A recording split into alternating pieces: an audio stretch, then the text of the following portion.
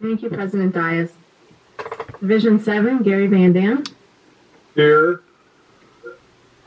Division 6, Audrey Miller. Here. Division 5, Rob Paris. Here. Division 4, George Lane. Here.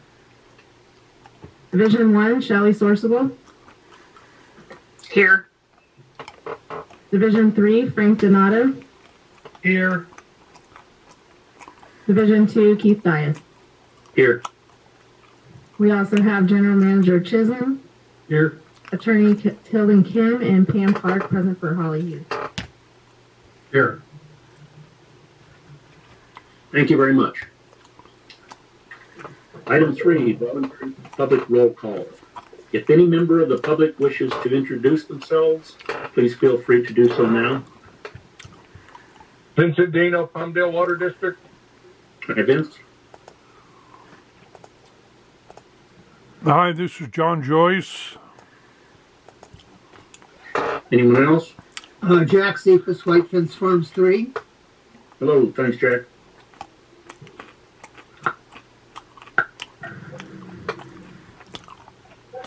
Okay, item 4, Hey, public Keith, comments.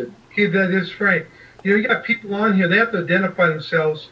I see these names are, I don't even recognize them, SKA Bar and stuff like that. They're not mandated to identify themselves. They're not what? They're not required to identify themselves. Oh, really? Not for public health? Voluntary. Okay. Is Trindon there? Are you there? Tilden? Yes, I am Tilden. Okay, yeah. Can you answer that for me? When you have people that are on our site, don't they have to identify themselves if they're the public or anything? Not to my knowledge. I think it's as akin to an open session where people are in attendance and there's no requirement for them to identify themselves either. Well, that's interesting. I go to the Board of Supervisors. We have to sign in to sit down in the chairs. Okay, I want to make sure that we're, because I think there's certain things under the Terrorist Act that because we're a public water agency, that people, we need to look into that, okay? I will, yes. And if Thank you very much. Yeah, and if the conclusion is contrary to the advice that I just gave, then I apologize and I'll promptly circulate any contrary opinion. Thank you. Item 4, public comments and period open to the public. If anyone wishes to address the board on any item not on the agenda, please feel free to do so now.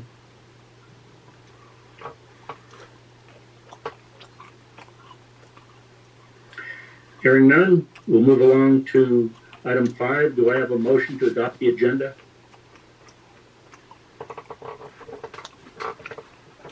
Hi, this is Director Sorsable. I'll make a motion to adopt item 5A1, adoption of agenda. This is Frank, Director Donato. I'll second it. Thank you. Pam, could you please call the roll? Division 7, Gary Van Dam. Yes. Division 6, Audrey Miller. Yes. Division 5, Rob Paris. Yes. Division 4, George Lane. Yes. Division 1, Shelley Sorsable. Yes. Division 3, Frank Donato. Yes. Division 2, Keith Dias. Yes, the measure carries. Thank you. Item 6, consent calendar. Do I have a motion to approve the consent calendar? Board President Dias, this is Dwayne Chisholm.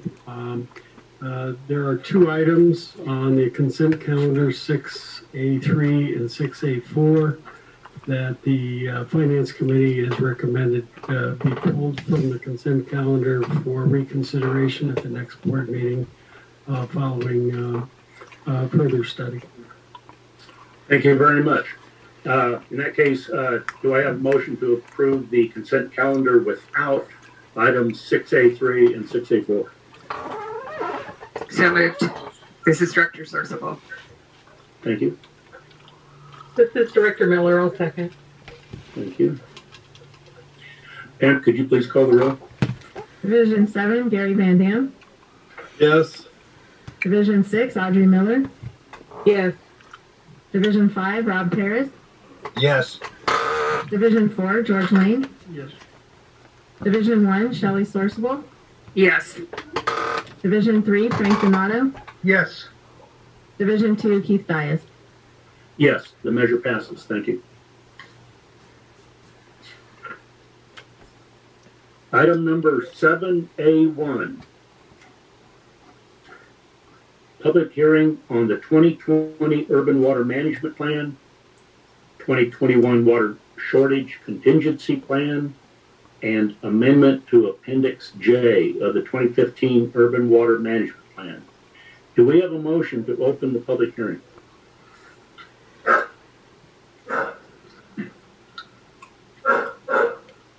This is Director Sourcewell. I'll make a motion to open the public hearing.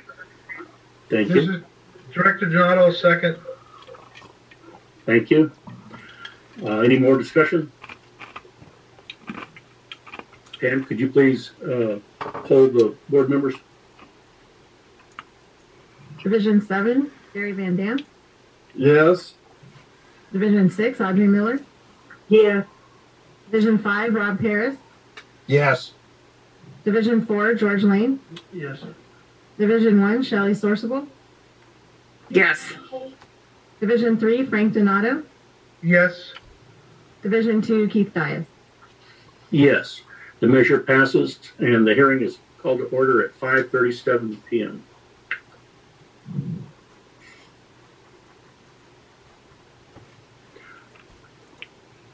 Before we take comments from the board members and the public, our staff and consultant have a presentation to provide an overview of the draft 2020 Urban Water Management Plan and supporting documents. Matt, could you please give us a brief introduction? Yes, good evening. Thank you, President Dias. So as you know, every 5 years, the agency is required to update what we call our Urban Water Management Plan. This is a requirement by the California Water Code. And it needs to be submitted to the Department of Water Resources for review and filing, as I mentioned, every 5 years.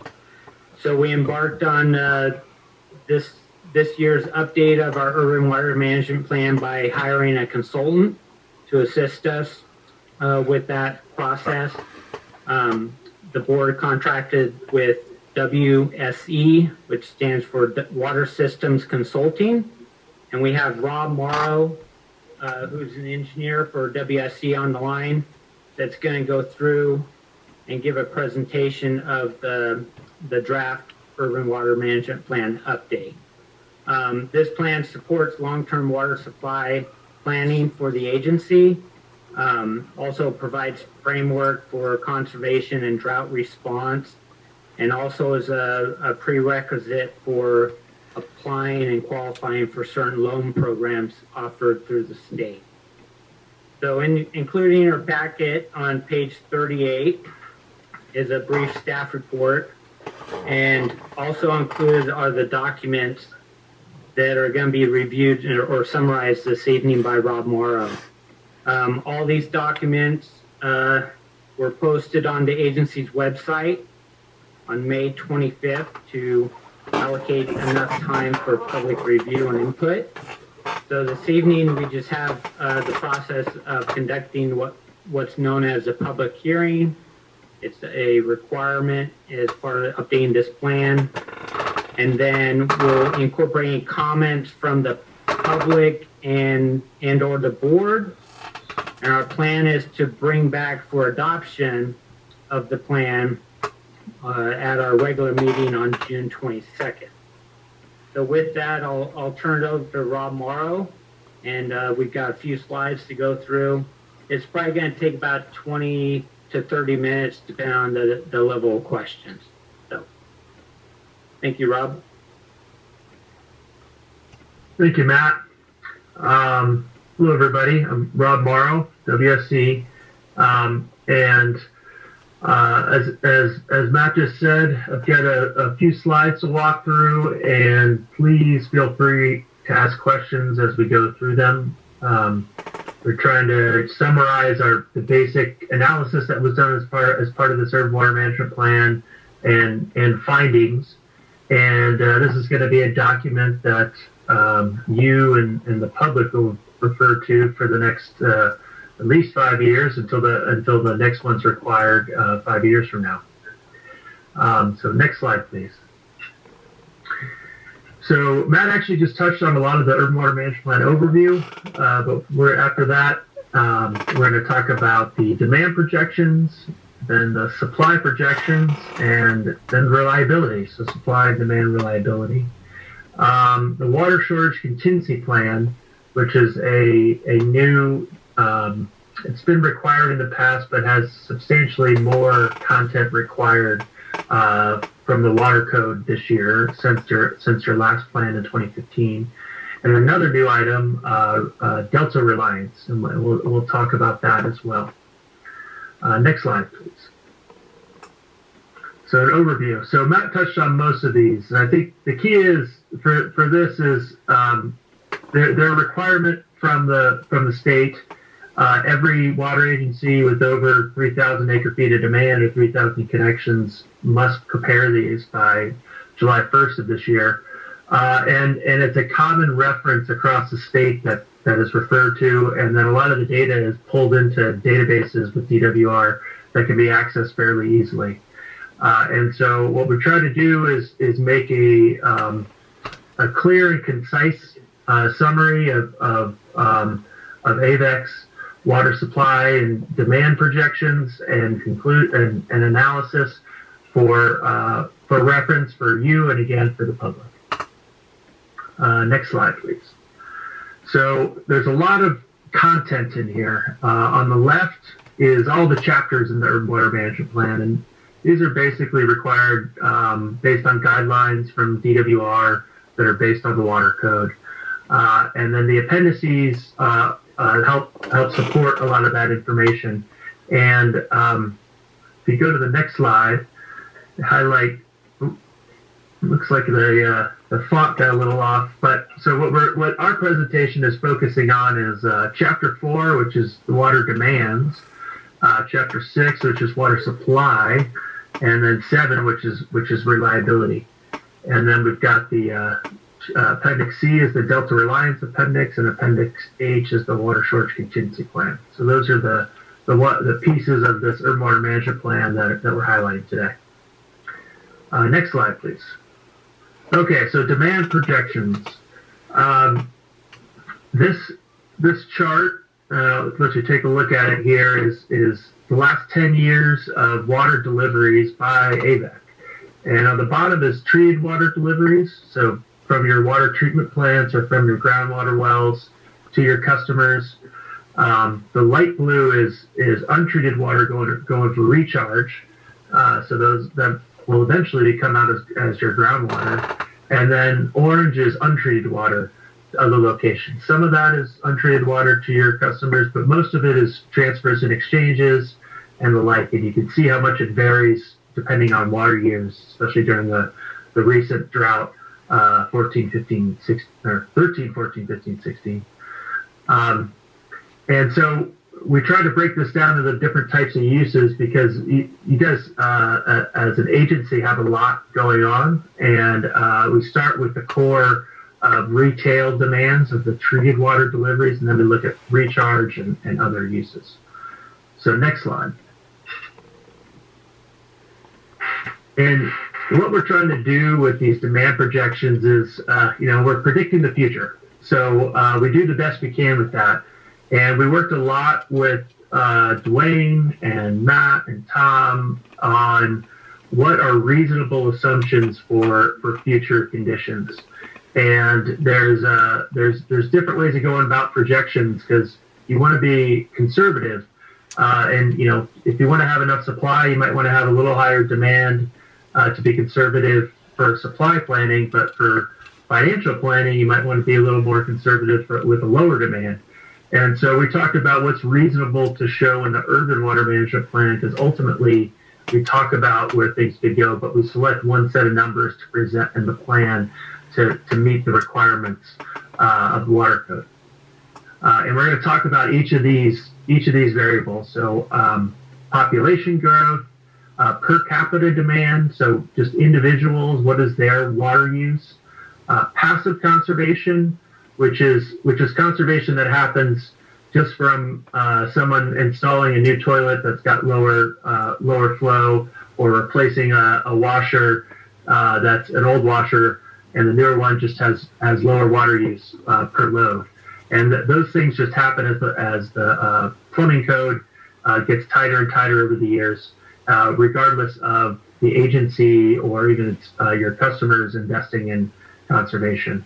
Whereas active conservation is like turf rebates or washer rebates or things like that, where the agency or its customers are investing in conservation. And finally, as far as the demand goes, there's climate change, and with the hotter summers, it increases outdoor irrigation demand. And so we looked at potential scenarios for that. And then as a wholesaler, as a provider of supplemental water to your customers, there's the total water demand in the area, but you're one part of that picture. And so how much water your customers pump, groundwater that they pump, and how much recycled water they use comes off the top of their demand first, and then the rest are assumed to be met by imported water. Next slide, please. So this is just a summary of the assumptions we applied for the demands you're going to see. And as I mentioned, we went through several scenarios with the team to understand the range of potential demands into the future and settled on these as a reasonable projection. So we use SCAG and KCOG data, so Southern California Association of Governments, and Kern Council of Governments data, which is the primary reference for population and economic growth for most urban water management plans in Southern California, and they're projecting roughly a 1.3% annual growth rate. And I should have mentioned before, we're projecting through 2045, so for a 25-year projection. So we applied that growth rate, and then the per capita demand is probably the toughest thing that we're all trying to estimate across California right now. Is what is a normal water use by a customer? With the last decade of drought, and before that we had the Great Recession, and there's just we haven't had a quote unquote normal few years of supply and demand, and it's tough to say what normal water use is. And before the drought, gallons per capita per day, the per capita demand was about 230 GPCD, but got down to below 170 GPCD, and this is across your entire service area, during the depth of the drought in 2015 and 2016. And so we expect and have expected that number to come back up some. But the question is, how much will it come up? And, how much of people's water habits change? And so it's been more around 180 GPCD the last few years. And we assumed it would increase to 205, which is part way to the pre-drought, but not all the way back. And that's probably the biggest thing as an agency that staff will be tracking going forward is where those numbers end up over the next few years. And so it's a little conservative on the high end, which is reasonable for what we're doing. Passive conservation. Oh, sorry, go ahead. Rob, we've got one question. This is George Ryan. One question. As far as water use per day, what does that include? How is that determined? So it's a gross number. So it's for all it's basically your treated water deliveries, or your water deliveries to your customers, divided by the population in your service area. So it excludes landscaping. Yep. So indoor and outdoor use, like commercial use, it's all rolled into one number. Does that include landscaping outside? Yes. Yeah. Thank you. And no problem. It does not include any deliveries you guys make for recharge or any transfers or exchanges. So it's the water consumed within your service area divided by the population. Okay, so passive conservation, we use a value kind of on the lower end, generally just based on your service area, which relatively newer housing stock, but things still churn as new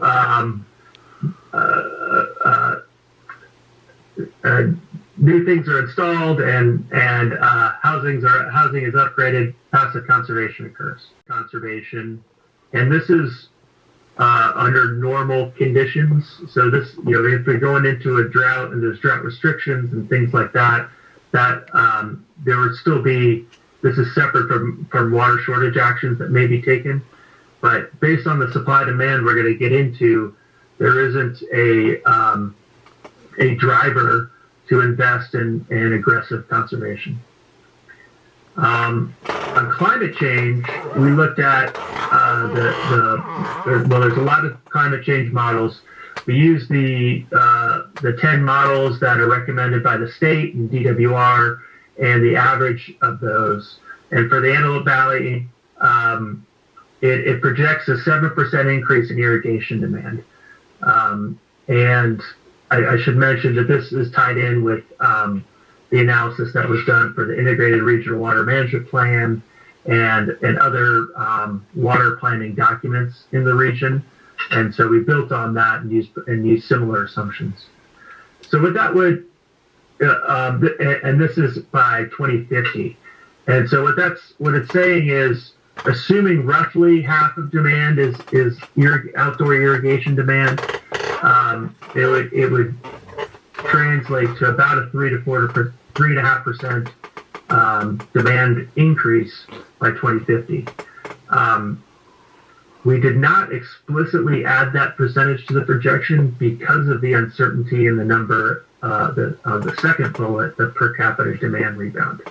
So just want to note that, and especially for water master planning, when you're looking at higher peaks in the summer, it's very relevant. But for total annual demands, it's within the margin of error that we're projecting on that second bullet. So all those went into the total demand estimate, and we'll show those in a sec. But the other, as I mentioned, the other key thing is how much groundwater will customers be using instead of Avek imported water. And what we assumed was they would be using all of their production rights, and the values we're showing here is at the ramp down in 2023. And these are your customers within your service area, the production rights, plus return flows. And those return flows would increase over time as those customers are using more and more Avek imported water. LA County Waterworks has plans for implementing extensive recycled water, but as of now, it's not close to being constructed, and so at this point, we're assuming it's not going to be. But and this is to be a bit conservative. This can obviously be updated as things progress with LA County Waterworks. Okay, so let's get to the numbers. So there's a few things going on here. We got on the left in red is population. And so you see this is the 1.3% growth rate going from about 320,000 people to about 450,000 in 25 years. And then right above that, or right along that is customer demand in light blue. And you see it following that general trend, and just note that it crosses the population line in the first 5 years, and that's because we're assuming that rebound of per capita demand or increase in per capita demand, and so that's why it's got a higher slope in the beginning but then it generally follows the population. And then if you look at the demand on Avek is below that in the yellowish orange. And so again, that's taking out assumed groundwater pumping. And so it's projecting Avek water sales going from about 40,000 in 2020 or 41,000 to about 58,000 in 2045. Okay, so we'll go to the next slide, please. Yeah, can you go back? This is Director Denali. Okay, yes. So this is very interesting. Very, very interesting. Are you saying, can you repeat that last statement again? About what we're using now and what your projections are? Yes, so the yellow-orange line of the Avek sales is projected to go from 40,960, which was the actual sales in 2020, to about 58,000 in 2045. And that's you're talking that we're only going to go up 17,000 acre-feet of water in 20 years?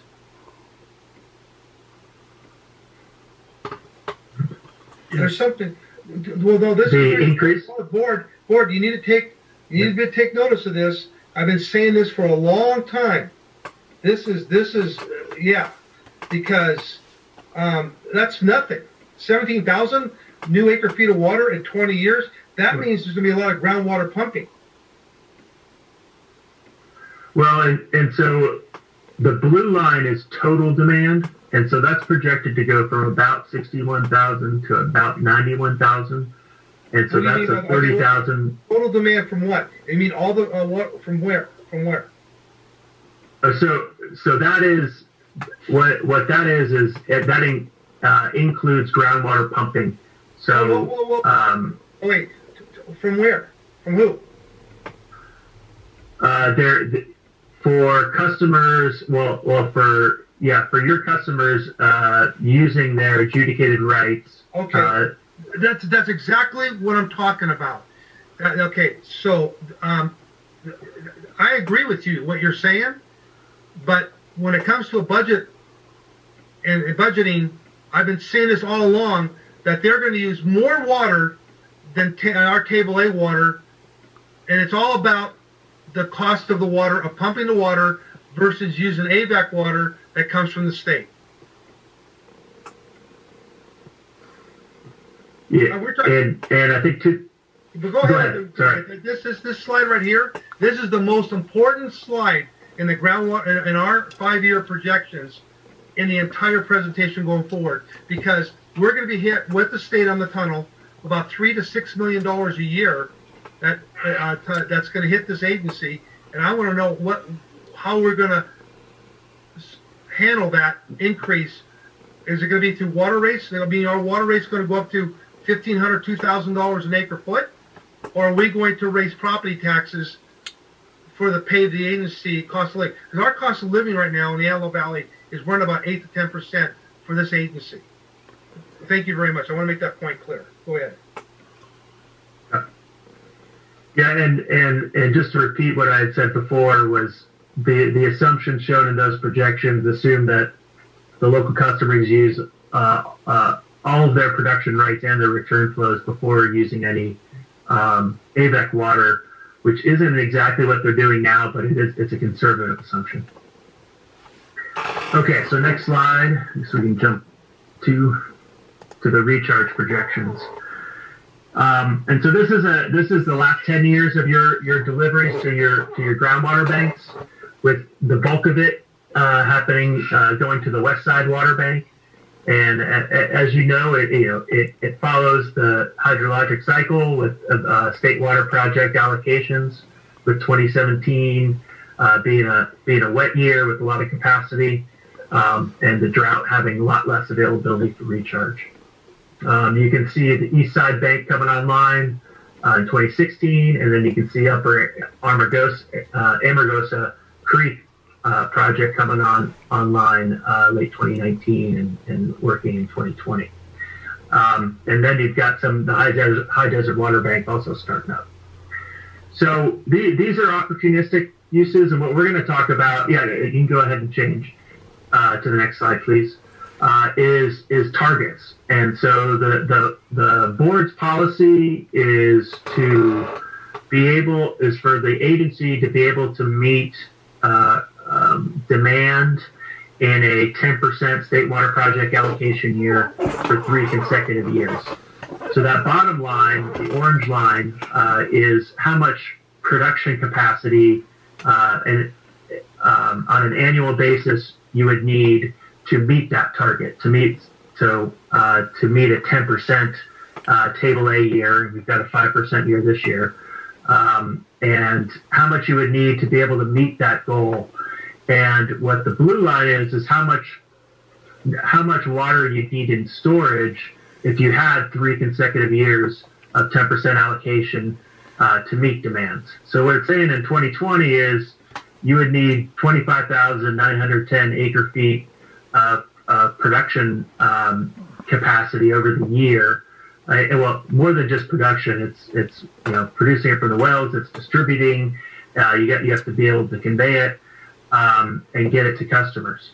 And then the top number is saying you should have at least 77,730 acre feet of water and storage going into that 3 years at 10% to be able to meet that goal. Now the good news is going into this year, you guys were about at 90,000 acre feet of storage, and the production capacity is around that number. And you guys are actually, and we'll be doing a stress test later this year, looking at how much you could produce from each of the banks and getting that into the system. And also the SNP Phase 2 project will be really key in being able to distribute water once you get it, once you've got the well capacity, but then you got to be able to get it across your distribution system. Okay. And so we put this together as a long-term target. Yes. Okay, so you said something about the SNP line. I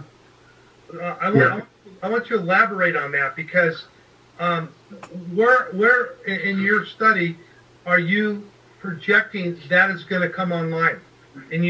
Because for you to calculate these waters, that line has to be operational in a certain period of time. And I was just wondering where you're coming in with that. What time period? Well, I'll let Matt or Dwayne chime in on SNP, but I'll say these are the targets of where you need to be, and so you're currently at your target, at or above your targets. And so what this is saying is by 2025, with the current demand projections, you'd want to be able to produce. You want to be able to produce and distribute 32,420 acre feet 5 years from now. And I don't know if Matt or Dwayne can chime in at all on SNP in particular. Yeah, you're correct. We're close to that capacity in 2020 of 25,000 acre feet. So the missing link of the SNP Phase 2 pipeline would allow the agency to distribute or convey additional recovered banked water to where our customer demand is. Right now, we're limited to moving the recovered banked water to the north, out towards Roseman System and Boron, etc., and also through the 80th and H connection with LA County Waterworks. With the Phase 2 pipeline, it will obviously allow the agency to convey more water, meeting those future goals of 32,000 acre feet in 2025 and beyond, by moving the water south to what we call our south feeder to hit additional LA County turnouts and some of our large mutuals and Quartz Hill Water District. Hey, Matt, the line will be done. Matt, the line, even if we start the line January 1st of 2022, it might be done with all the environmental stuff. It might be done by 2025 or 26. Yeah, okay, we haven't even started on it yet. Yeah, and just to clarify, we're through CEQA on the phase 2 pipeline. So we're wrapping up design this year, and then the board needs to figure out the financing for that project before we move forward. But you're right. It's a 2-year construction time frame once we award a contract and get started with construction by the time that pipeline is activated.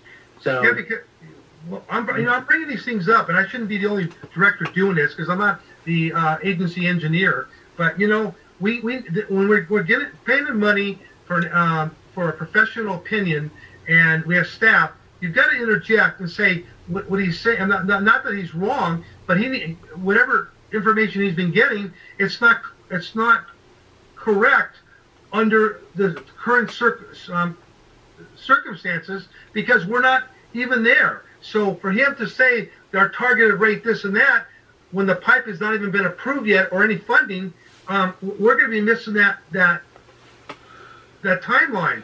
So I just want to bring it up to the board of directors because no matter what it comes down to, I've been saying this in committee meetings and everything else, I want that STIP line built yesterday because that is probably the main artery of this agency for the future. So we're either going to have to get grant or get a partner, or we're going to have to fund that damn thing to get this water to where it needs to go. So I just want to bring that up to everybody's attention. all right, go ahead and continue, Rob. Okay, thank you. Yeah, and I'll just reiterate that we had talked about these as targets, and that these are what the agency will be building to. Okay, so let's move on to the supply projections. And so these are the last 10 years of treated water deliveries by source. So light blue, most of your water goes through your surface water treatment plants, treating raw state water project water or untreated water. And then since the groundwater banks were implemented, you're able to mix in some of the groundwater bank supplies, and that's become a piece of the annual deliveries. Now going forward, it'll vary depending on the water year, and we'll talk about that a little bit. So next slide, please. So supply-wise, you're on a average or quote unquote normal condition. You're looking very good. The main supply is obviously State Water Project Table A. It's going across the bottom in blue, and what the projections we used are based on DWR's State Water Project Delivery Capability Report that came out last summer, and is based on the latest operational constraints of the State Water Project, and assumes no additional major investments such as Delta Finance project or the like. And so what the report's projecting is a 58% annual average yield based on today's conditions, but decreasing to 52% by 2040 based on some climate change and some additional environmental restrictions. And so for these projections, we followed the direction of state contractors and coming from DWR, just assuming a straight line decrease from that 58% to 52% over the next 20 years. Now you'll see the other numbers in red is your AVEX production rights, and in green is a small sliver of return flows. And those are very dependent on what's happening with the customers, where you get credit for those flows. So it's we just used a small number based on the last few years of credits and kept it for going forward. And then you'll see the increasing supply over time of supplemental water that AVEC is purchasing on behalf of LA County Waterworks as part of the MOU that AVEC and Waterworks have. And so this is it's based on new demand projection, And for this, we assume that 70% of all the new demands are going to be within LA County Waterworks. 70% of the demands agency-wide, service area-wide, would be within LA County Waterworks, and those are the target numbers that would be purchased. Now, of course, it's fully dependent on the pace and extent of development that happens in LA County for this particular supply. Next slide, please. A question there. Okay. And I know you talked about it a moment there, but as far as the table A, Mm-hmm. the work that's being done on the state level, now why do you see that decreasing our table A allotment? If you could touch on that again. Yeah, so DWR does extensive modeling of the state water project system, and the delivery capability report, which is updated every 2 years. They simulate an 83-year history of the state project and its deliveries, and considering an 83-year hydrology, and then considering the current constraints on diversions from the delta, on other system operational constraints, and the project. So that's what results in the current average of about 58%. And if you go back and look over the last 10 years plus of those reports, the average is reduced over time from, say, 61, 62% down to, again, about 58% annual average of your Table A contract amount is what on average you would receive. And the future conditions, they just had one scenario of future conditions. It incorporated some climate change with a little bit of sea level rise, which impacts diversions, and some of the climate change predictions impacted timing of runoff, capture of that in reservoirs, and so that resulted in a slightly lower yield than today. And just repeat that it doesn't include any major investments in the system. And yeah. Very interesting. Thank you. Okay. Okay, next slide, please. Okay, so this is basically the same table with the projected groundwater supplies added on top of it. So just to give you a perspective from your customer perspective, they've got the groundwater rights at their disposal as well. And so when you look at agency-wide, this is the total amount of supply available for your customers. And when we get to the next couple of slides, we'll be comparing these with demands. So let's go to the next slide, please. And there we go. Okay, so normal year. And again, I using the term normal year, I don't know when we have a normal or average year, but let's just call these are average conditions. And so we just talked about the amount of supplies available on average. And so from about 91,000 acre feet per year supplies available in 2025, increasing to about 97,000 acre feet per year.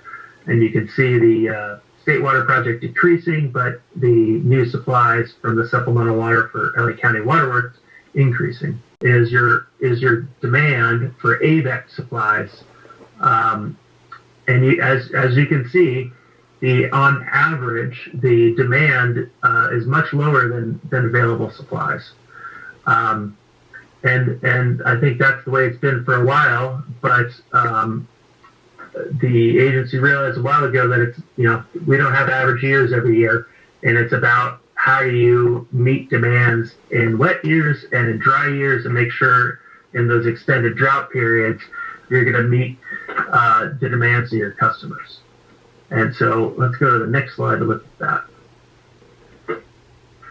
that. Okay, first assumptions. So back to that delivery capability report. They simulated again 83 years of hydrology, and the lowest simulated demand or allocation was 7% in 1977. But we've actually had a 5% allocation in 2014 and again in 2021. And so for the single dry year, that we used a 5% allocation assumption. For multiple dry years, the lowest 5 years was from 1988 to 1992, which averaged about 20% over those 5 years in the simulation. And for reference or perspective, this last drought, the 5 years of actual allocations from the state project averaged around 35%. So this is, again, averaging 20% over 5 years. And that's what we looked at to see how and what's needed for the agency to meet its customers' demands. Next slide, please. So in a single dry year, you're looking at, along the bottom, 5% allocation from the state project, the 7,240. Then we've got Avek's groundwater supply, so that's your production rights plus some return flows. Then we've got the supplemental water that's being purchased on behalf of LA County Water Works, which is, I should have noted earlier, is being purchased so that that same volume is being provided in dry years and in average years. And so the availability is, it's a highly reliable supply. And then the balance of supply versus demand is made up from your groundwater banks. And so this gets back to the capacity that's needed depending on the conditions that are or the total demand that's experienced in the future. And so this shows how over time the actual pumping from the groundwater bank is about the same, because a lot of the growth that's happening is being met with supplies from the supplemental water supply. But it highlights the importance of the groundwater bank to meet target demands. Okay, next slide, please. So the other thing we did is looking over a 5 year. Oh, sorry, Rob, we have a question. Okay.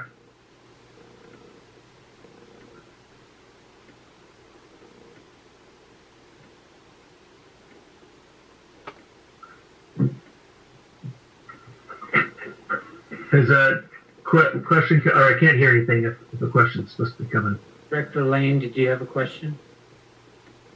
I think it's just taking some time to review the slide. Okay, no problem. Now, the table A water, again, did you expand on that? Why the low amount?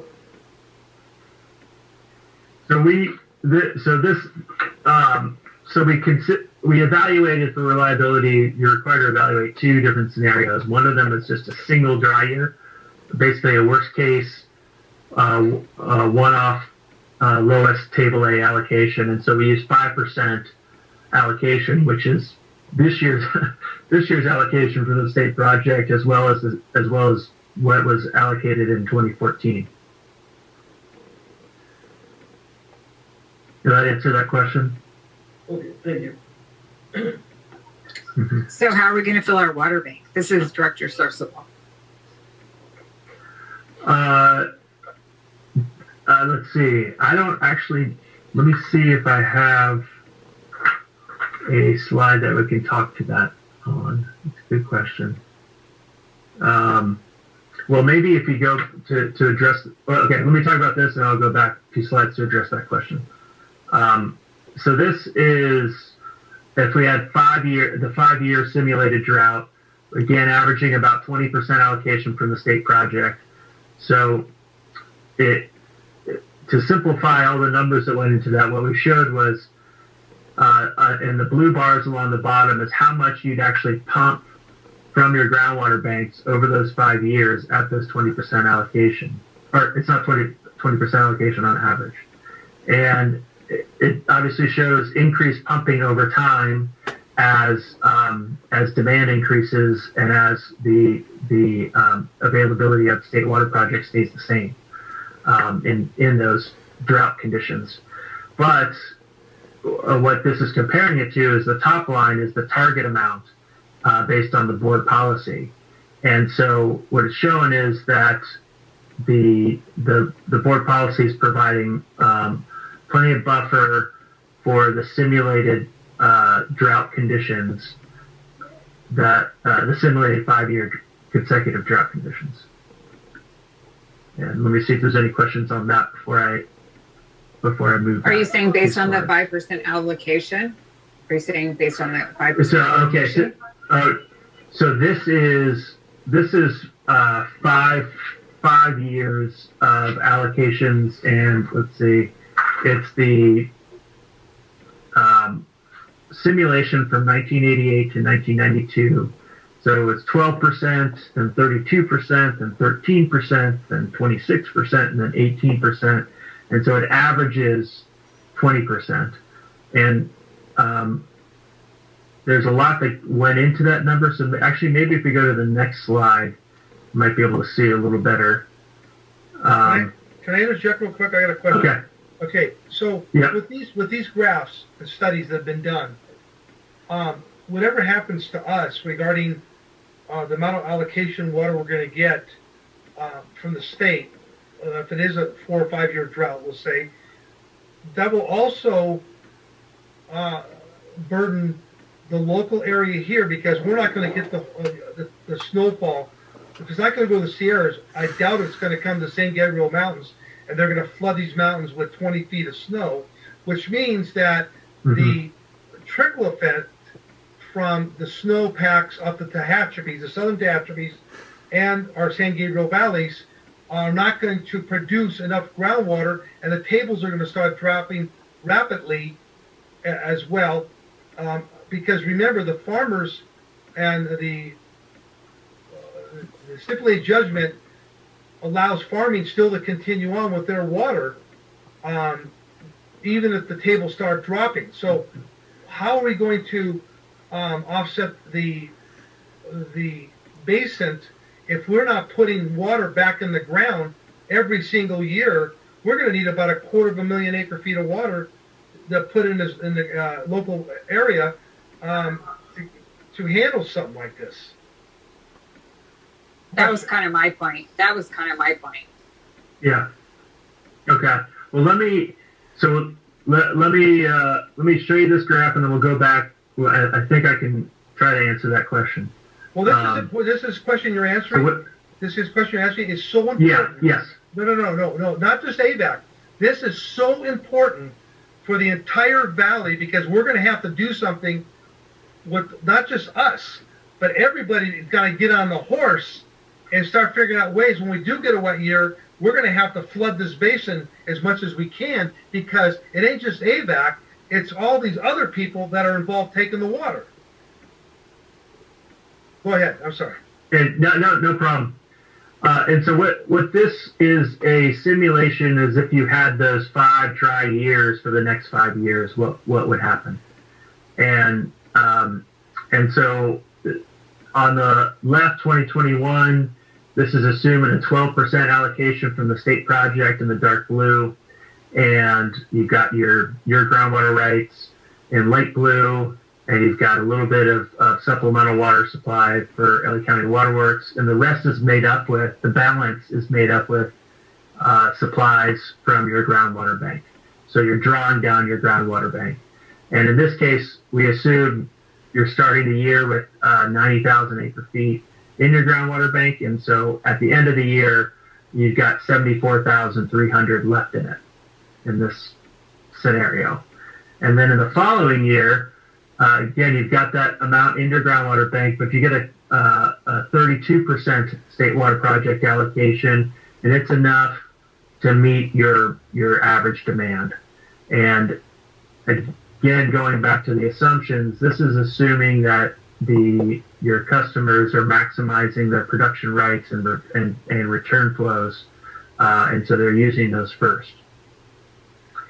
So with it, then going into the third year, it's a 13% allocation, and again, you've got to tap your groundwater banks to meet demand, and so the green, which is like your checking account in your groundwater bank, gets drawn down to 58,360.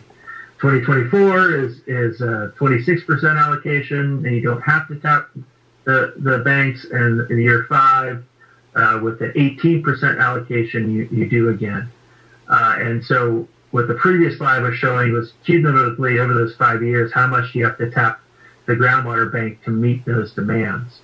And I think to answer one of the questions, the Table A allocation was based on the DWR state or the delivery capability report, State Water Project delivery capability report, and of the driest 5 consecutive years in that 80-year simulation.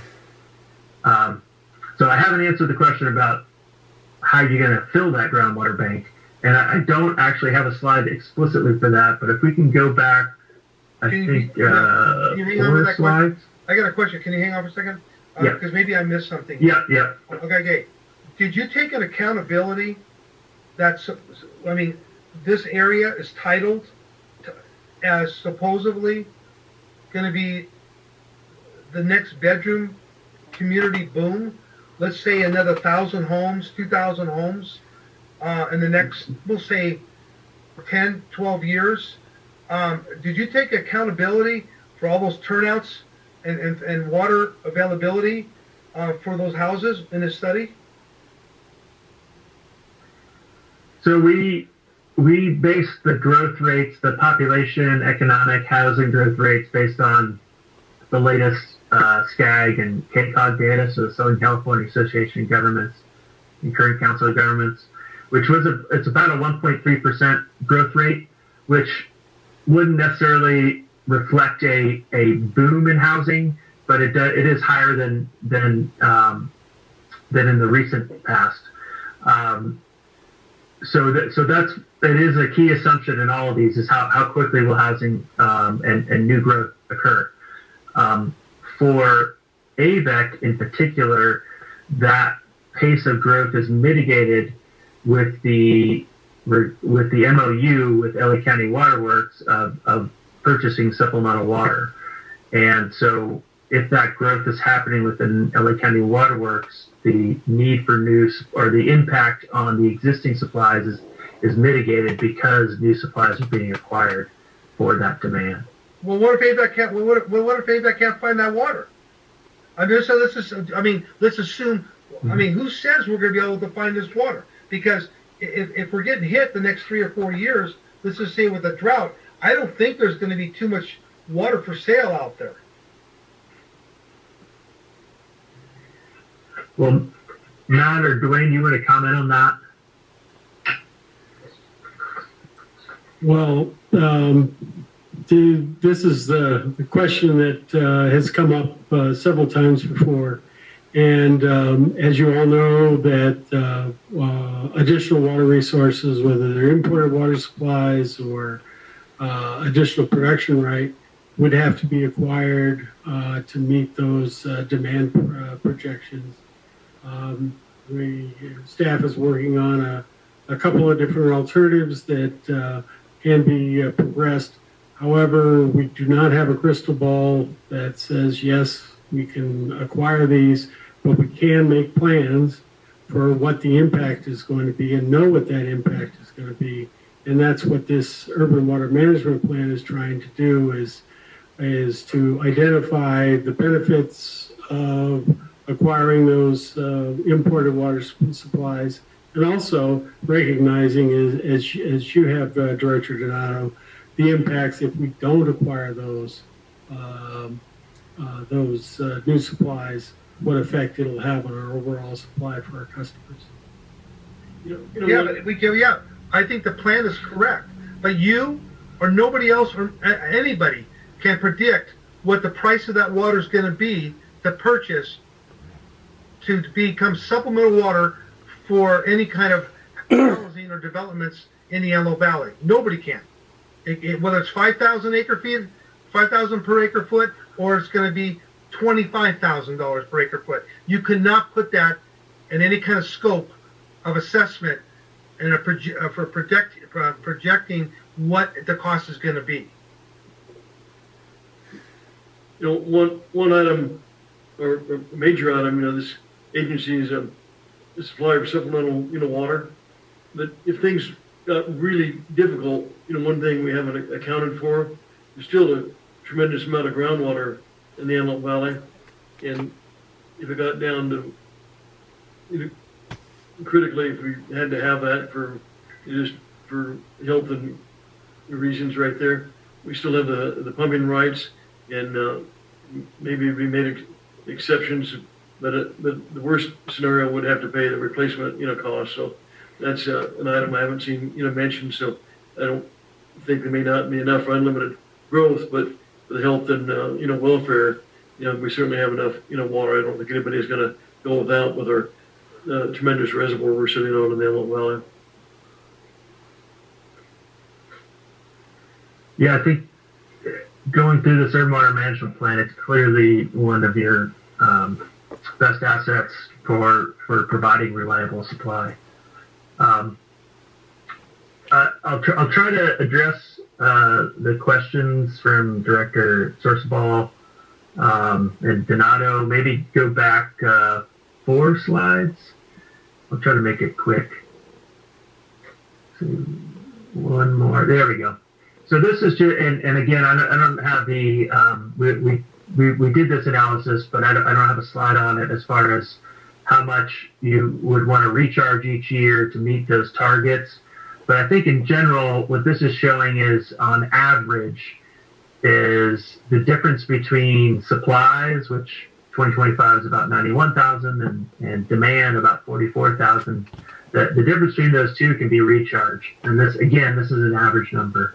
So that's let's just say 50,000, 40,000 acre feet on average that can be recharged, and that is not even accounting for wet years where you're going to be recharging even more. And so again, I'm not able to fully answer the question, but I know that staff has been looking at, and we have evaluated that those variations of how much you need to put it in a wet year, and so that it's in the ground for those extended dry years. Well, wait. Are you saying that we need to come up with some kind of program where we're going to have to recharge, we'll say 40, 50,000 acre feet a year, just to stay current? No. What I'm saying is, just on average, you've got 40 to 50,000 acre feet of supply available for recharge. Yeah, but how much do we need? I know you said it's available. I mean, let's say it is available. But the question I have is, it's affordability for that water. To put in the ground and let it sit there as a water as part of the water bank. The question I need to know is what happens if we are not financially able to put that in there in the bank for potential drought years. What would happen? We fall at we pumping more water than we have access to, or what's the deal? Well, I can't answer it directly because that analysis gets a bit beyond the scope of the urban water management plan, and it gets into the infrastructure, the water master plan work that's going on right now. That looks at the capacity of the capacity of conveying water to the recharge basins, the capacity of the recharge basins, extraction capacity, conveyance capacity, and then the cost of all of those things to be able to provide those supplies. Earlier discussion, this is mainly saying this is where you're going to need to be over the next 25 years. But in general, just on average, the supply is there for recharge. And so I think what I can't answer is what's the optimal way and most cost-effective way to conduct that program. And I don't know if anyone else, if Matt or Dwayne wants to comment at this point, or I should move to the next topic. You can go. Well, I got one question. So Okay. basically, if we did have the money, you're saying that we need this type of water put in the ground during this time, basically. Yeah, when you have, I mean, going back, if we, what we're saying is you're going to be pumping over an extended drought, say 40 to 50,000 acre feet, and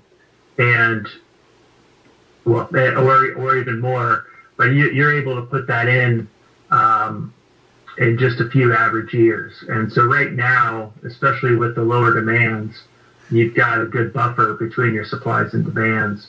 But over time, that buffer gets eaten down a bit as state water project reliability goes down and as demands go up. And it makes the groundwater banks even more important for those dry years. Thank you. Okay, so to sum this up, what do we have in our groundwater banks right now?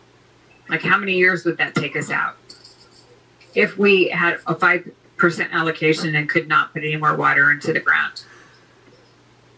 So this, Matt, as Rob mentioned at the beginning of calendar year 2021, we had roughly 90,000 acre feet of imported water stored in the ground.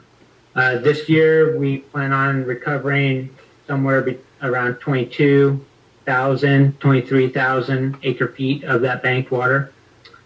So at the end of this, Matt, does that mean putting that amount into the ground?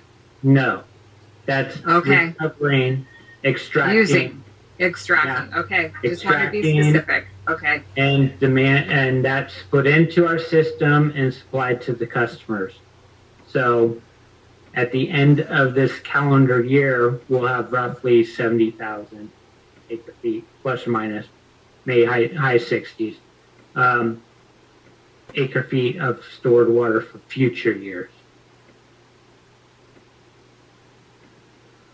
So how does that work, though? How does that work?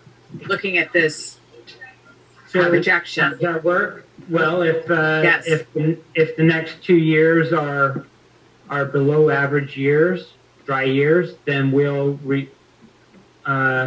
rely on that banked water and we'll recover it to meet our demands. Obviously, as we've seen with previous years' water cycles, it will rain again. We will have a higher than average allocation. And in those years, we'll replenish what we have extracted during the dry years. In essence, to put it shortly, anytime we get allocations over 30%, we have an opportunity to increase the amount of water that we're putting in the water bank. I understand that. What was our allocation last year? Last year was 25%.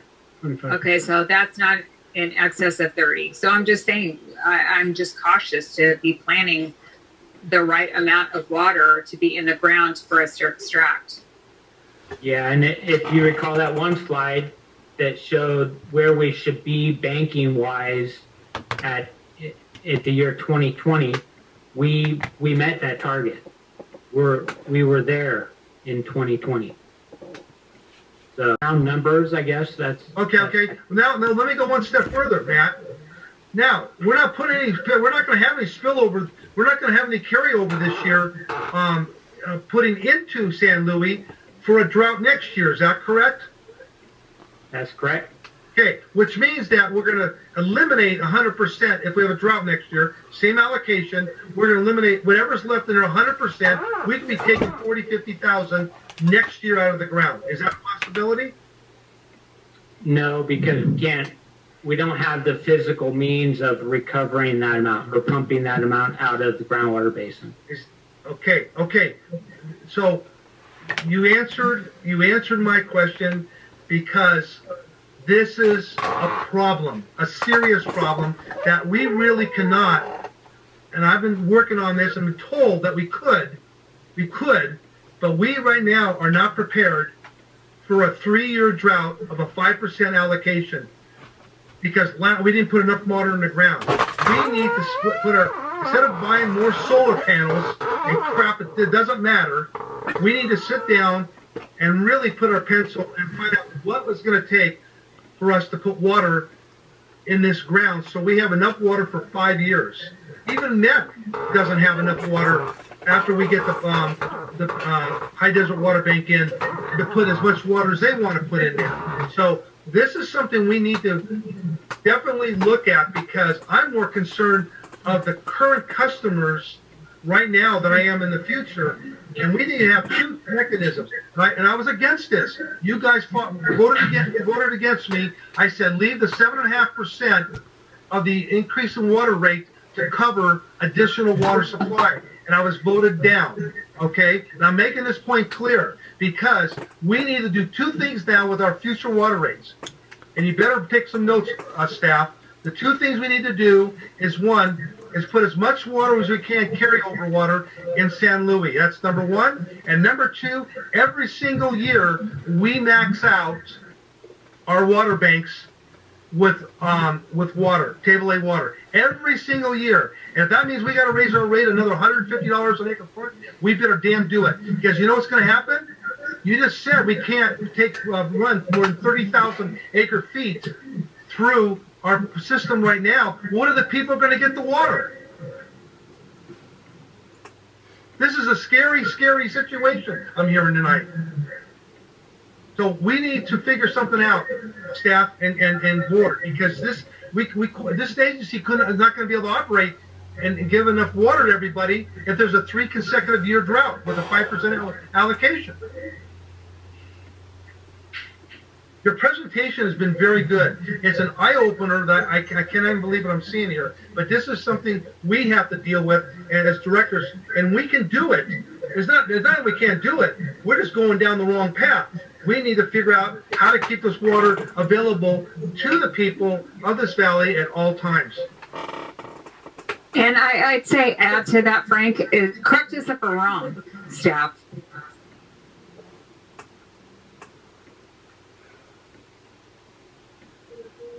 So, okay. The fact of the matter is, yes, next year is going to be a very difficult year if it continues to be dry. That's true. Staff is working on a plan in order to be able to mitigate that and to make sure that we can provide water resources to our customers. We have put as much water as we possibly could in the wet years that happened in 2017 and 2019 to put us in the position that we're in today. Without those maximum amount of delivery to the water banks, we wouldn't be in a position where we have the water in the water bank, but for diurnal flow, peak heat systems, and the lack of the stiff line, we don't have the type of capacity to be able to utilize the water bank fully to match demands within the system. And so we relied on imported water through the aqueduct and through Quartz Hill in order to meet those peak summer demands. And so we're going to continue to work on getting the stiff line constructed as directed by the board. And we're also working to come up with a contingency plan for next year should it continue to be dry. Hey, Dwayne, one comment you made about raising rates. We're not raising rates to raise rates. We're raising money for an insurance policy that people in our 30 water purveyors that we serve have water for them. That's what we're raising because they're not capable. If they knew, they're not capable of doing what AVEC can do. And AVEC has the power and the resources to do it. And the thing is, we need to have San Luis. We need to have the water put in San Luis when we can't put any more water in the ground. 100% should go in the ground, and then whatever's left over, we put it in San Luis. That's there's always a balancing act there because of the spill requirements that occur during a wet year. But you're correct, we should have reserves in San Luis Reservoir along with the maximum amount of reserves that we can have in the local groundwater basins.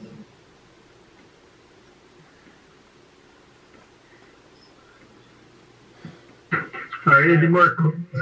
Sorry, any more questions before we move on? What slide were you on, Rob? Let's see. Let's go to let's see. It'd be slide 29. 29. So we're just going to talk about the water shortage. Yeah, we were through this slide, right? So Yeah. let's move on.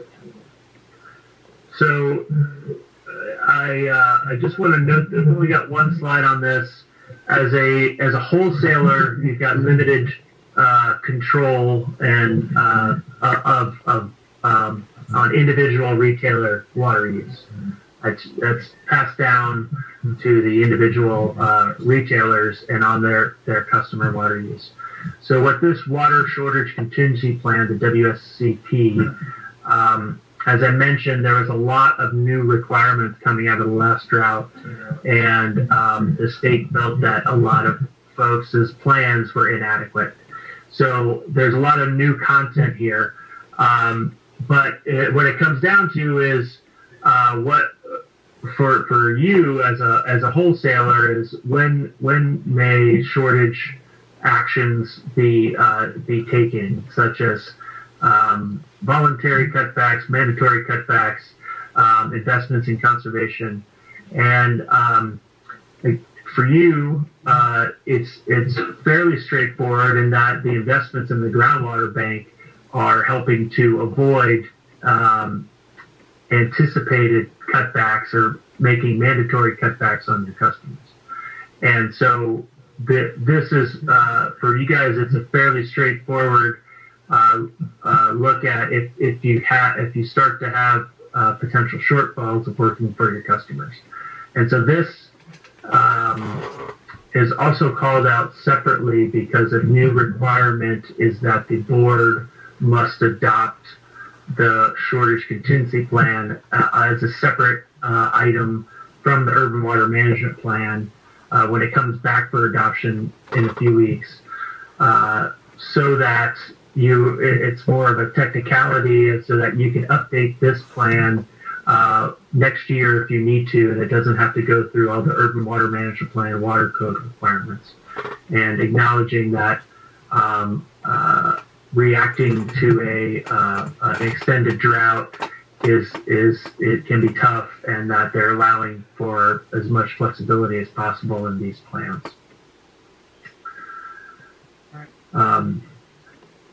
Is there any questions or comments there? Okay. Next one, last item here before we wrap up is reduced delta reliance.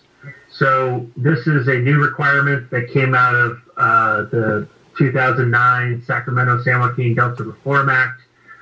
There's a Delta Plan policy, which WRP1 reduce reliance on the Delta through improved regional water self-reliance. And in my mind, what it's trying to say is, we don't want you to take more water from the Delta if you're just wasting water wherever you are. And so that's an oversimplified, untechnical way of, to me, what it's trying to say. Now, and so what this analysis is demonstrating is that Avek as an agency and as a region has had high conservation, is maximizing its use of groundwater and local supplies, and the numbers show that you are reducing your reliance on the Delta through those investments in conservation and other non-Delta supplies. And the reason you need to do this is because when water transactions take place that involve Delta water, there is a potential for appeals of those transactions, whether they be temporary or permanent.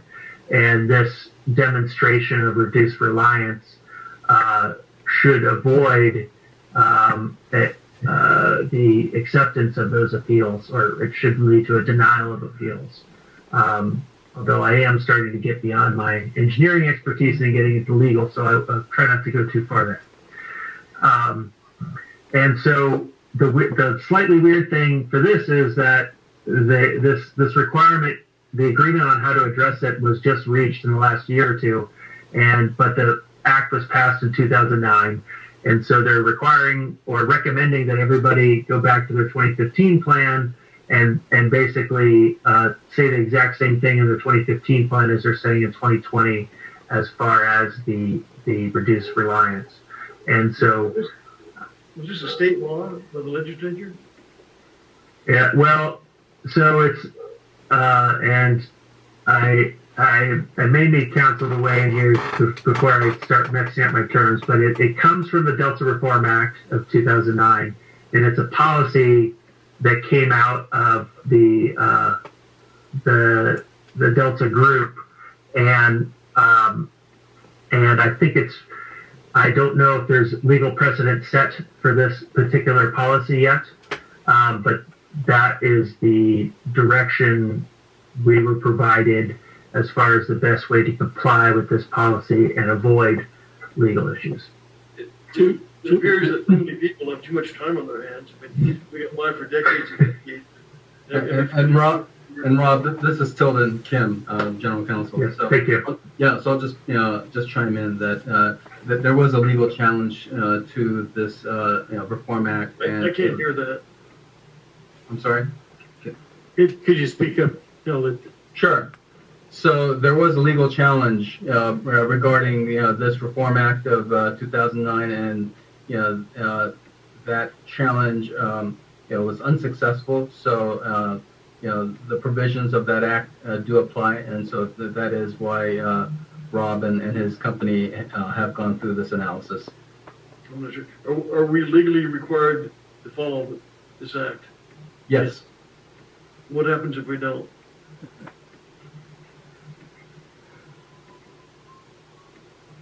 Well, probably get a litigation ensuing from it. In addition, we wouldn't be able to transfer any water. Would not be able to transfer water from one agency to another. Right.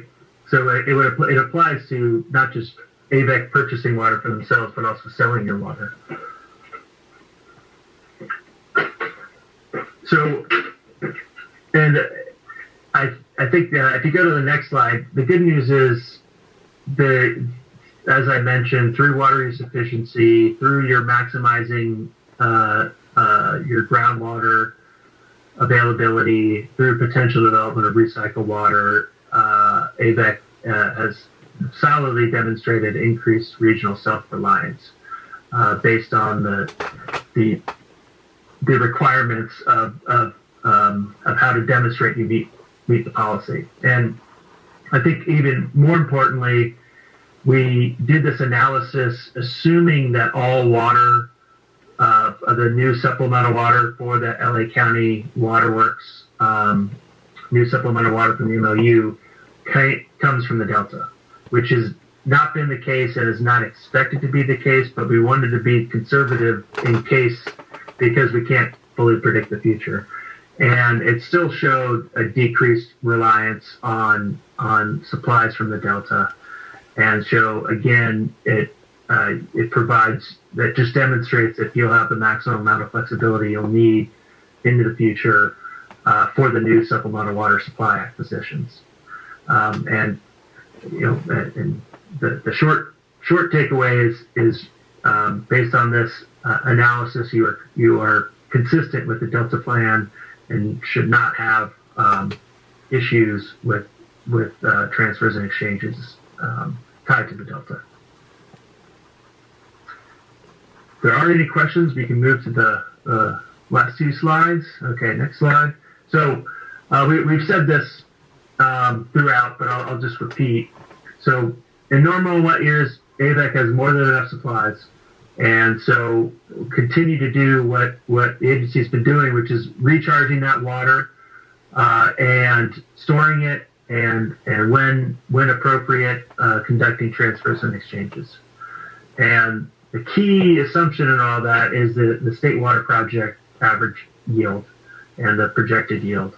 And so again, we're using the best data we have for this, but that will be what the agency will continue to look at going forward is state water project availability assumptions.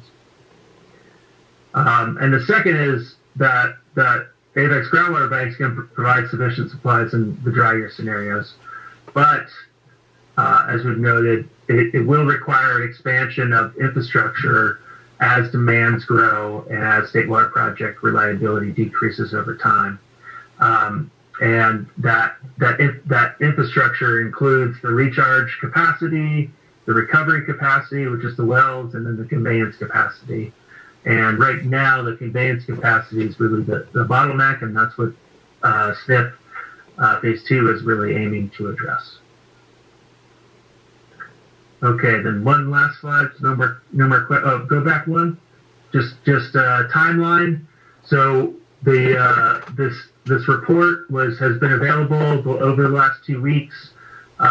We're taking comments today, and what we're going to do is take board feedback, public comments, and adjust the draft documents and bring them back to you for the June 22nd board meeting for adoption. And again, it'll be 3 separate adoption requests: the urban water management plan itself, the water shortage contingency plan, and then the amendment to the 2015 plan on Delta Reliance. And the deadline is to submit all of these adopted plans is July 1st. Any questions? You did a very good presentation. Okay. Yeah, good job. Thanks, Rob. Thank you. Sorry, I went a little bit over there, but it looks like we answered the question, so that's good. No, it's all good info. So we appreciate it. Yeah, we need. Great. Thank you. Yeah. Good job, Doc. We have a copy of this PowerPoint presentation. Yeah, staff will email it out to the directors. Thank you. All right. Well, thank you, everybody. Thanks, Rob. Have a good night. Thank you. Very good. Thank you.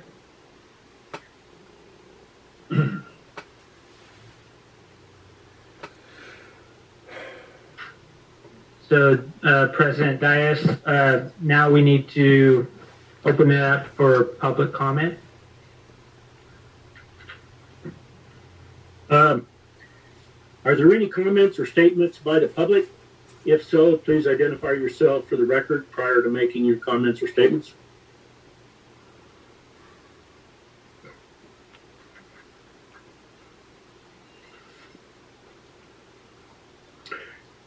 Hearing no request for comment from the public, we'll move along. Are there any additional comments or statements by the other board members? Yeah, this is Director Van Dam. What's the capacity of our water bank right now on the west side? The storage capacity is 150,000 acre feet. As mentioned, at the beginning of this calendar year, we had approximately 90,000 acre feet in the bank. Is that the most we've ever had, Matt? Yeah, in looking back in 1 year, I think it was calendar year 2017, we recharged about 60,000+ acre feet in that 1 year. Okay, so if we can extract 30,000 acre feet a year, we can only put in 30,000 acre feet a year? No, the recharge capacity, the total capacity, 150,000 acre feet that it will be able to store under our CEQA permit. But our annual recharge capacity is close to that 60 to 70,000 acre feet in 1 year. So if we have a really high allocation year like we had in 2017, we can top that bank off in 1 year. Oh, okay. Yeah. Okay. What do we have out on the east side right now? East side is very limited. It's less than a couple thousand acre feet stored. Recharge rate is is very low, maybe 1,500 acre feet a year, something like that. All right. Okay, thanks, Matt. Yeah, you're welcome. Thank you. Are there any other questions or comments by the board?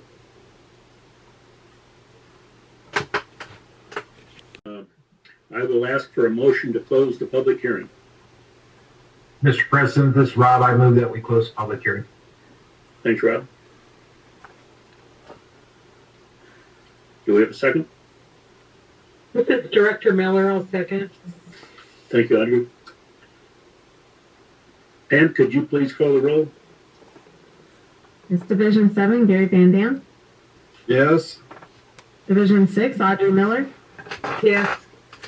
Division 5, Rob Paris. Yes. Division 4, George Lane. Yes. Division 1, Shelley Sorcible. Yes. Division 3, Frank Donato. Yes. Division 2, Keith Dyer. Yes, the measure passes, so the hearing is closed at 7:02 p.m. And now we'll move along to item 7A2, consideration and possible action to approve the amended and restated MOU for the Antelope Valley Regional Water Management Group, Integrated Regional Water Management Plan. Matt, do you have a report? Yes, I do. Thank you. Good evening again. So in page 250 of your agenda packet is a brief staff report. And on page 252 is the proposed MOU that we're going to consider this evening. So just a little background. This is an amended and restated MOU. Many of you probably recall Avek is one of the original parties to the Antelope Valley Regional Water Management Group that was formed in 2007. It's kind of what first initiated the MOU that we're going to be amending. And the MOU provides regional cost sharing primarily for administrative costs associated with the IRWM planning for the region. Big point of participating in the plan and preparing the plan as a region, it qualifies us as an agency for funding through the DWR grant program. Programs that are offered every few years. The cost shares are based on the same percentages of the original MOU established in 2007. So the requested amendment is requesting $150,000 total amongst the 11 or 12 agencies, and AVAC's share of that $150,000 is $23,077.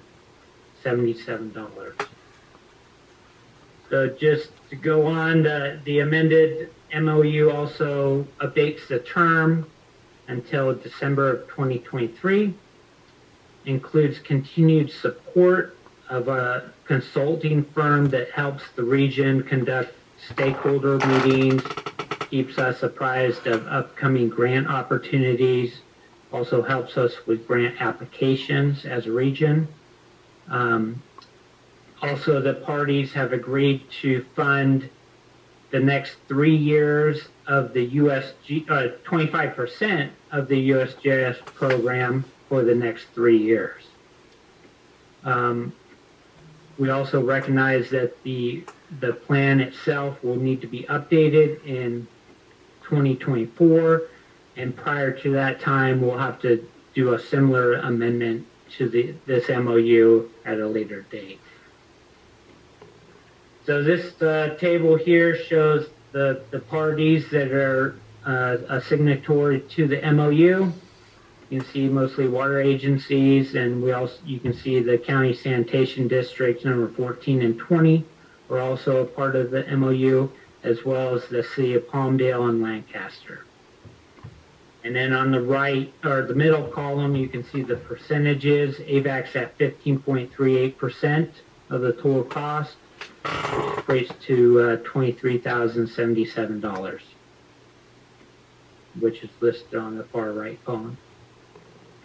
So the recommendation this evening, this item was discussed with the planning committee on the 28th of May, and recommending that the board approve the MOU, authorize payment in the not to exceed amount of $23,077 for Avek's share, and also authorize the GM to execute the MOU.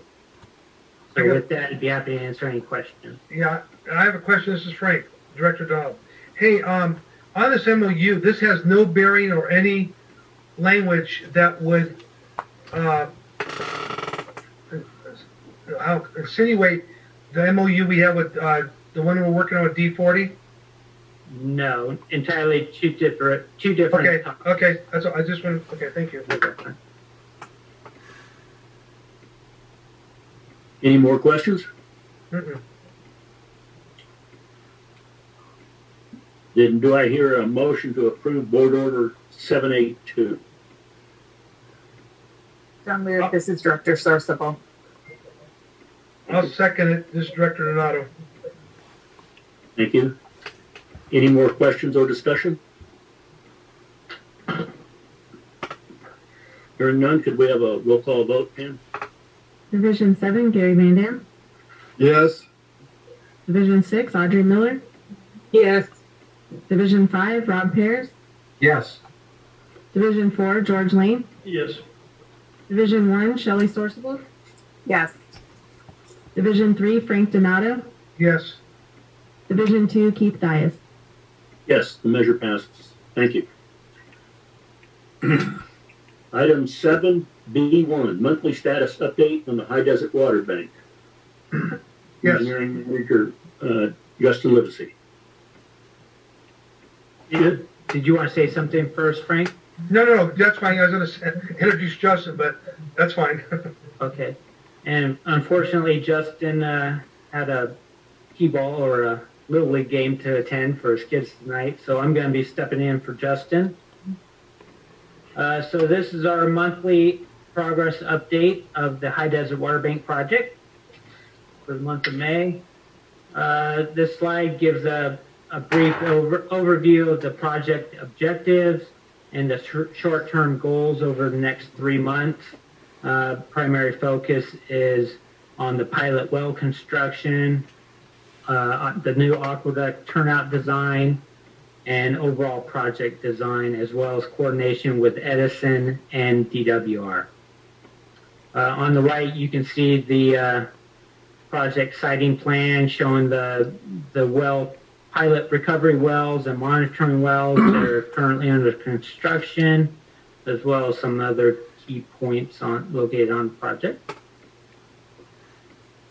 This slide just gives an overview of the project team. We're all well aware of who the team members are. We have obviously our partner Metropolitan, KJ as program management, Stantec as the project design engineer, our legal counsel, Pacific Coast Well Drilling is constructing the pilot recovery wells as well as the monitoring wells.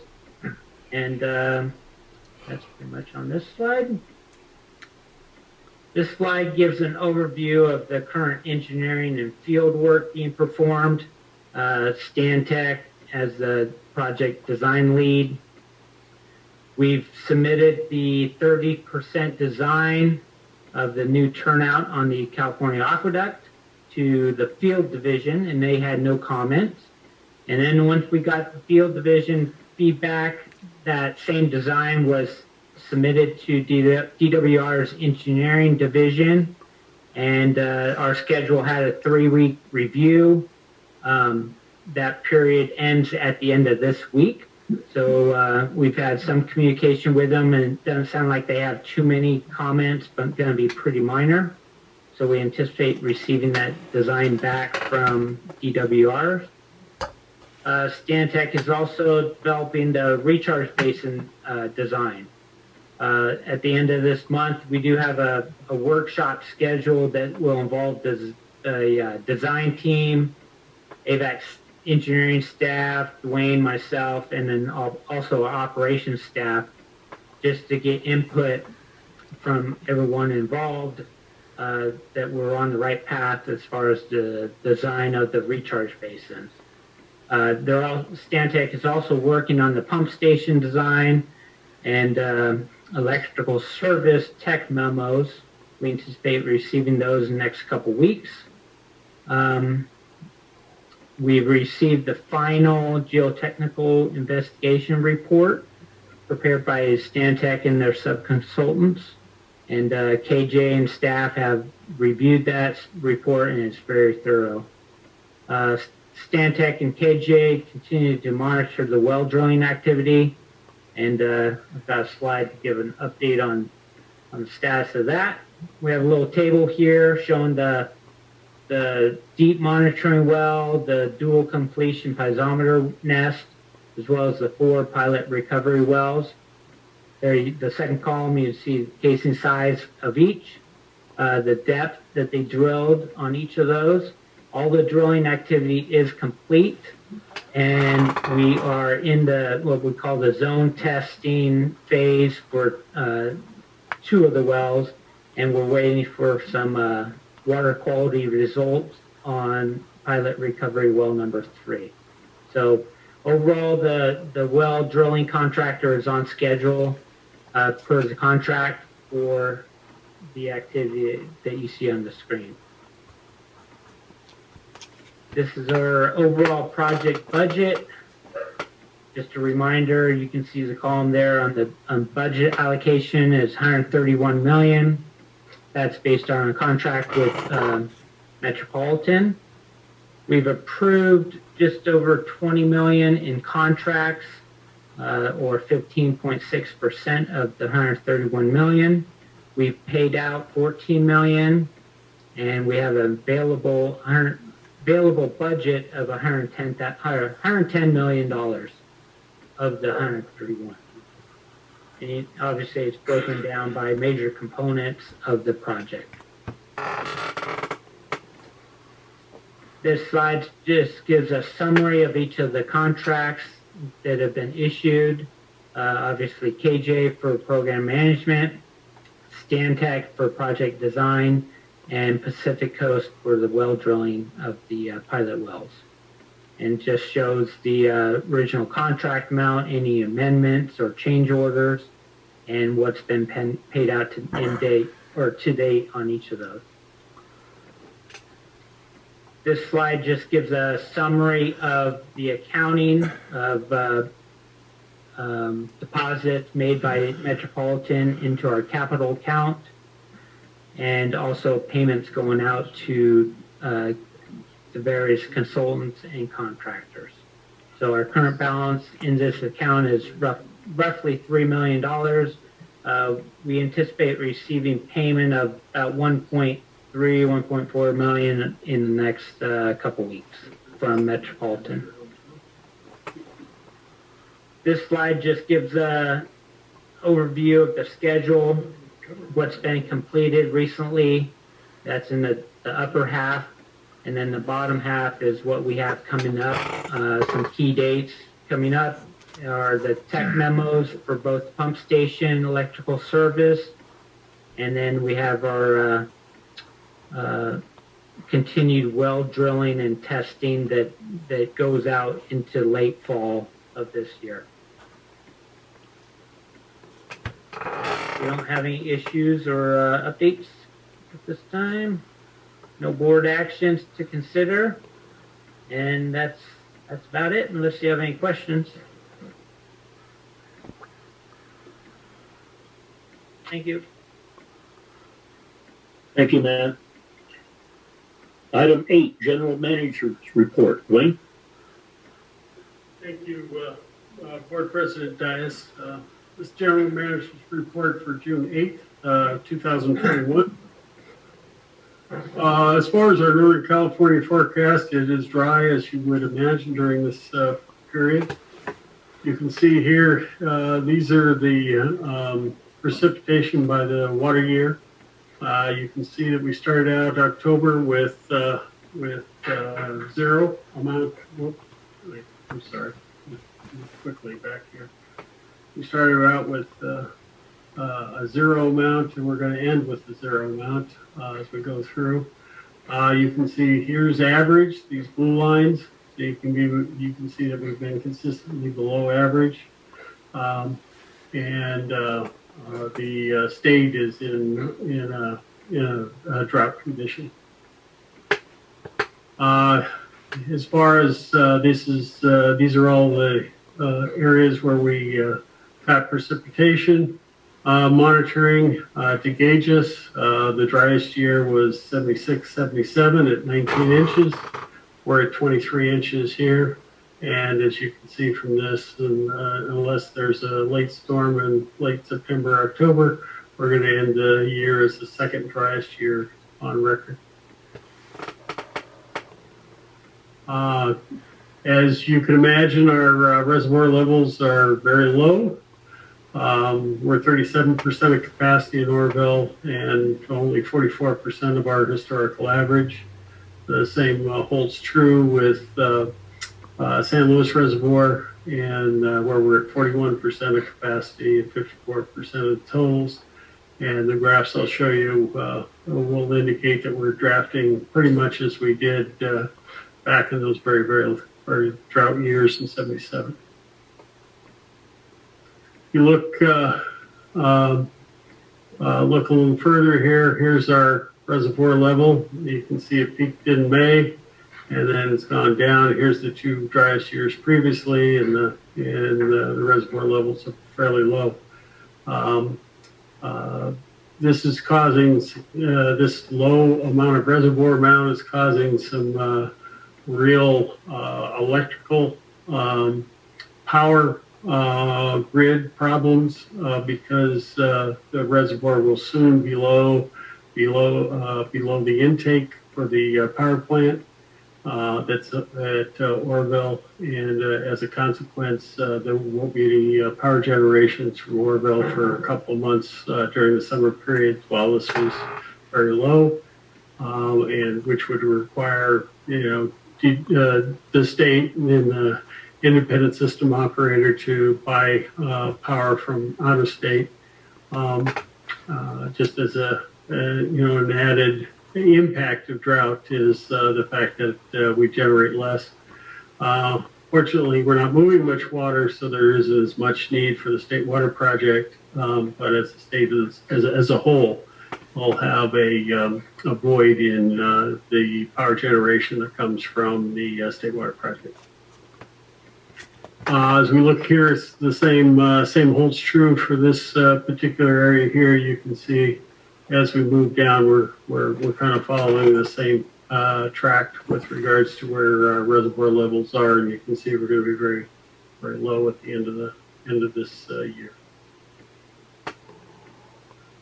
Closer to home, you can see we're running about 17 million gallons a day through the various treatment plants, 14 million in Quartz Hill, and we have 1.3 coming through the exchange in the East Side plant at 1.3 million gallons. As far as our water banks and geopurification, you can see the East Side's mainly for water quality purposes is putting about 2.4 million gallons a day into the system. The West Side water bank at 16 million gallons a day, so we got about 22 million gallons a day going out through the system. And you can see because of the drought conditions, we are utilizing the bench ranch wells. Whoops, I'm sorry. Well, try to do that.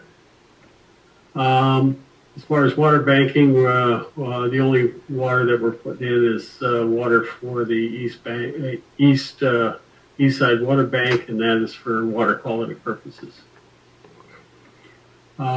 This is a graph here that shows our customer requests versus actual deliveries. So you can see that these are the requests, these are the dark lines here, and then these are the actual deliveries of what they've needed through this particular period.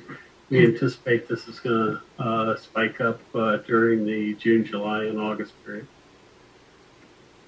As far as water quality goes, we maintain our standards. We did our second quarter compliance samples, and those will all be done tomorrow. And the one of the impacts of drought year is that the raw water quality coming from the aqueduct stays there a lot longer. With the higher temperatures, it does degrade as it moves down the canal. So we have a worsening water quality that we'll continue to work through.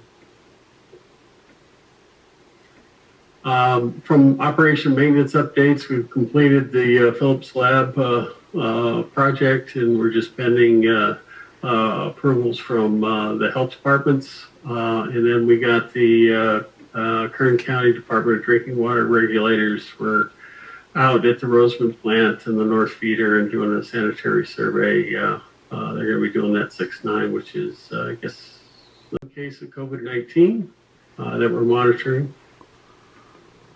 And as far as my schedule, I'll be in the office for the next 2 weeks with only medical appointments on my schedule for being out of the office. With that, be happy to answer any questions the board may have.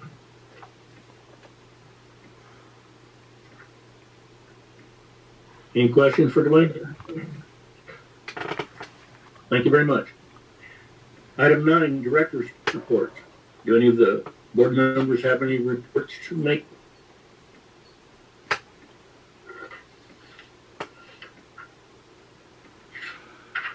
Hearing none, we'll move along to item 10, attorney's report. Children? Yes, President Dice. Just following up on the issue raised at the beginning of the meeting as to whether members of the general public who are not making any comments but just listening in on Zoom, whether they're required to identify themselves. My preliminary analysis was no, and I did confer with Jim Markman, and he also confirmed that members of the general public were just listening in on Zoom and need not specifically identify themselves. So that's the only report I have. Thank you very much, children. That's good of you to follow up for us. You're welcome. Item 11, request for future agenda items. Are there any requests to add additional items for future board meetings?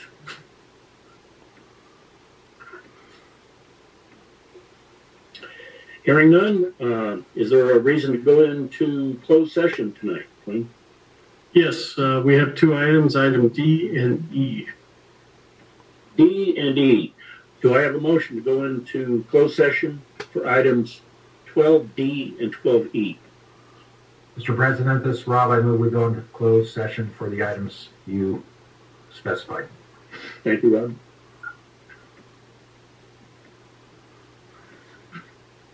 Do I have a second? Second. Thank you. Could we have a roll call vote, please, Pam? Division 7, Gary Van Dam. Yes. Division 6, Audrey Miller. Yes. Division 5, Rob Paris. Yes. Division 4, George Lane. Yes. Division 1, Shelley Sourcewell. Yes. Division 3, Frank Donato. Yes. Division 2, Keith Dias. Yes, the measure passes. As soon as Pam can transfer us over, we'll be going into closed session.